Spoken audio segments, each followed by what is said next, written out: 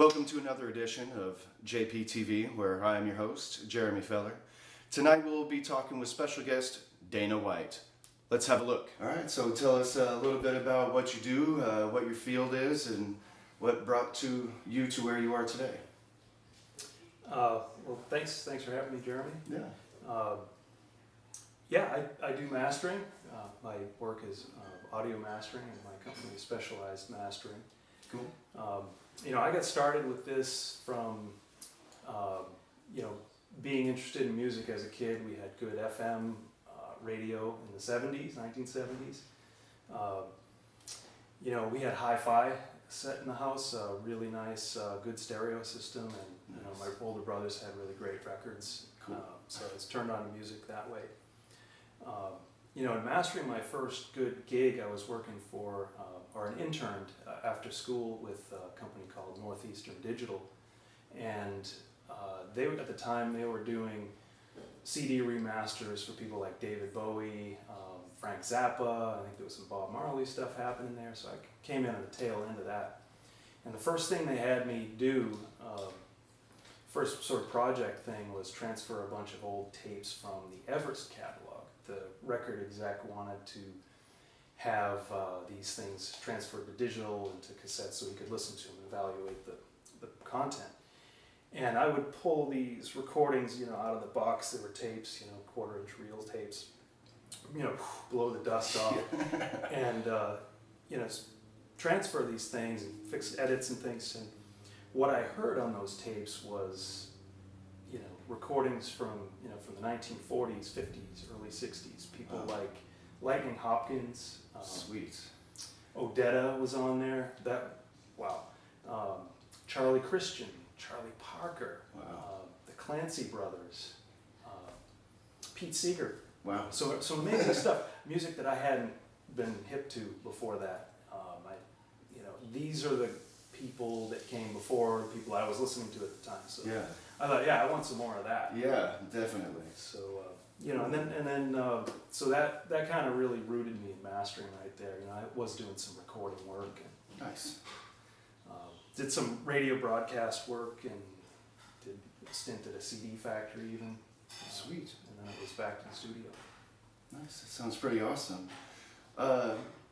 So for the viewers out there that are not really too sure about what goes into somebody who is a master of mastering, why don't you run us through a real quick day, like a typical day? Yeah, a lot of the day, Jeremy, is about communicating with clients, artists, booking upcoming projects. Cool. On a day that there's a session happening,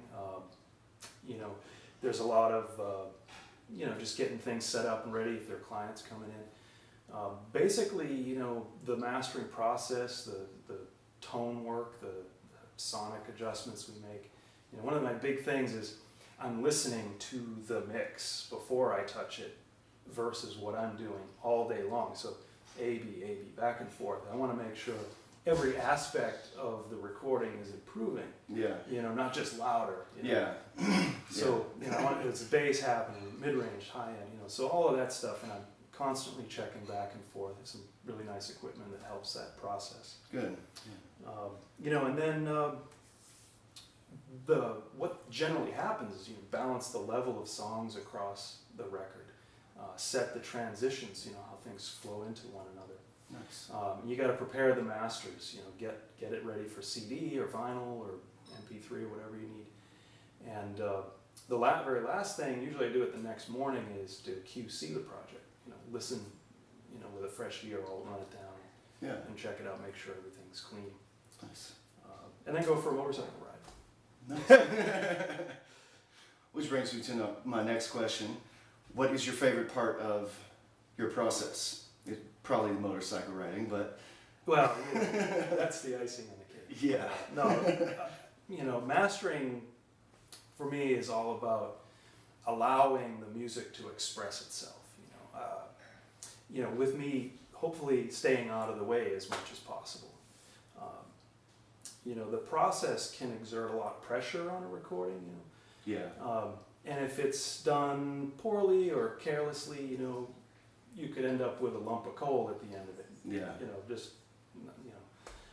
but if it's happening, if it's working out, the music ultimately can sort of rise out of the speakers, and you get this feeling, you can see into the music more. You can, the facets of the music will sort of light up. You get the color and texture coming through more. Nice. You're there. You want to be there in the room with the musicians and feel that, and then you got it. Nice. So basically, right before you can start actually tasting the sound waves is when you've got it perfect. Yeah, right. If I smell the musicians, yeah. But my instrument is the speakers. I need to know how the music is going to respond, not only on the $15,000 mastering speakers, but what's happening in your earbuds, the car, somebody else's hi-fi set, studio monitors that the engineer may hear it on. I want to make sure it works there too. Yeah. So I'm looking to exploit the monitors or the speaker systems that are out there and keep the music away from any danger zones that might make it sound worse. Yeah. I have this saying, like with rock music and hip hop and stuff, I want it to get that feeling of pressure. So when somebody turns it up, you blow out the windows. Yeah. But it won't rattle the speakers in the door. Yeah. Yeah. Find that nice comfortable mix. Yeah. Clean but not rumbly. That's awesome. Okay, so what knowledge would you consider important and want to pass on to people who dream about this industry? You got to know your music. Like I said, these experiences with those old tapes really opened my eyes a lot. But know about music, know how it should sound, how real instruments sound. Yeah. I like to listen to classical music live to kind of recalibrate the ears. Being personable and professional is really important. You don't know really who you're dealing with sometimes, so you want to make sure you're professional about it. And learn from experts. There is a lot of noise on the internet, people who have opinions on things that are going to steer you wrong sometimes. So I think it's good to have good mentors, people who do it well, learn from the best. And then go to law school. Forget it. I heard somebody say that the music business is, going into the music business is sort of like walking into a bank just after it's been robbed. So careful there. Yeah. So it sounds like you do some amazing work. I've actually seen some of your stuff, or my ears have seen some of your stuff, and I'm actually really impressed by what you do. So if anybody else out there would, excuse me, if anybody else out there would like to get in touch with you, how would they go about doing that? Yeah, please do. Get in touch. Specializedmastering.com website. We're on Facebook. You can reach me personally, Dana White, or Specialized Mastering page. And the Twitter handle is Masterist. Masterer was taken, so I'm Masterist. Okay, any final thoughts or inspirational messages for anybody, just to wrap things up? Yeah, thank you.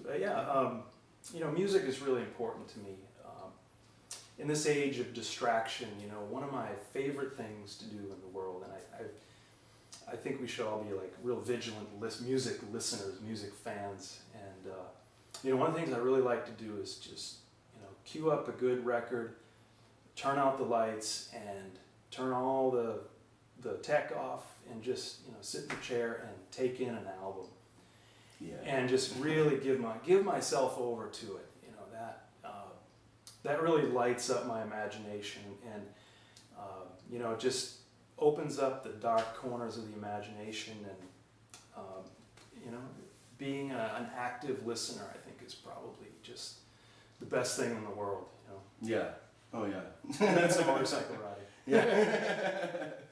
Well, right on. Thank you for coming out tonight, and I hope everyone learned a little bit. I'm pretty sure I did. Right on. Well, thanks, Jeremy. Thank you.